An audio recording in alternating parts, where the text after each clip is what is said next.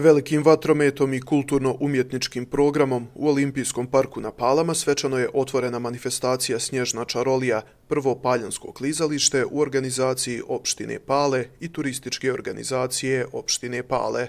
Manifestaciju je svečano otvorio načelnik Boško Jugović, koji je rekao da je izuzetno ponosan na organizaciju ove manifestacije te najavio brojne događaje koji očekuju Paljane u narednom periodu. Htjeli smo da napravimo nešto što Paljani do sad nisu imali i mislim da ćemo uspjeti, vrijeme će pokazati svoje. Vidimo već dosta mladih se nalazi tu na klizalištu i ovo je jedan spektakl kako za njih, tako i za oči, praznik i za oči, zaista je prelijepo biti večeras ovdje i sem toga treba da naglasimo i humanitarni karakter ove manifestacije gdje će svako iznajmljivanje klizaljki ići u humanitarne svrhe.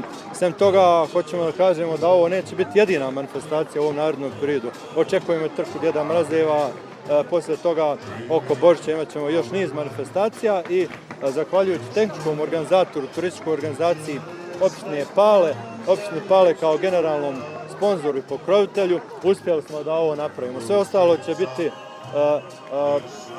pravu ocjenu će dati narod i mislim da će Paljani biti ti koji će suditi da li je ovo dobro ili nije. Ali ja sam ubijeđen kao načelnik da smo napravili pravu stvar.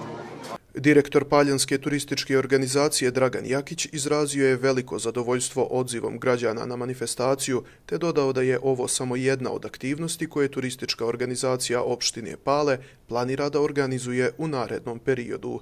To je jedna od manifestacija koju smo mi već u našem kratkom roku postojanja organizovali, ali mi nećemo stati na ovome, sigurno mi još planiramo i u narednom periodu kako i u ljetnom, tako i u zimskom. Nadamo se da će ova i Snježna čarolija postati tradicija, a kažem već u ljetnom periodu planiramo niz manifestacija kako građanima Pala, tako i turistima koji će biti ovdje prisutni.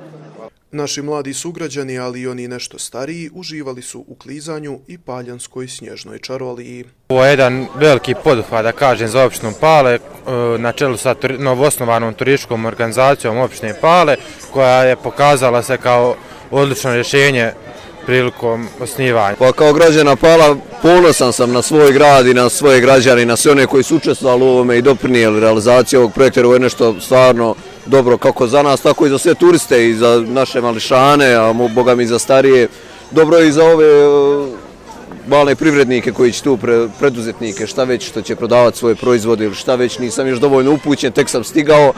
Ali eto, to bilo to. Hvala vam. Hoćete li vi klizati večeras? Ja zaista neću, hvala vam. Pa super za našu djecu, za omladinu, za ove najmlađe, mislim da će baš biti lijepo, ide zima, praznici, super će im to onako da bude jedan novi vid zabave. Kližete li vi?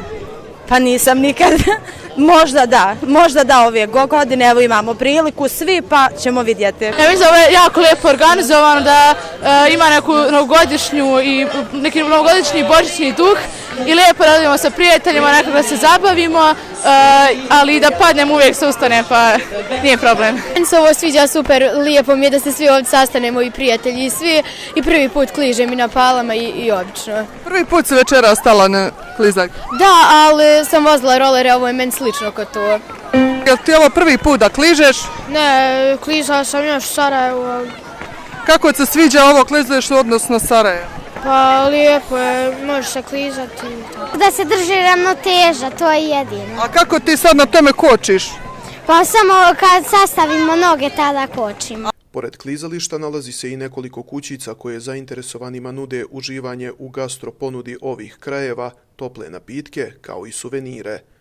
Cijena iznajmljivanja klizaljki koštaće 1 marku, a sav prilog od iznajmljivanja biće uplaćen u humanitarne svrhe.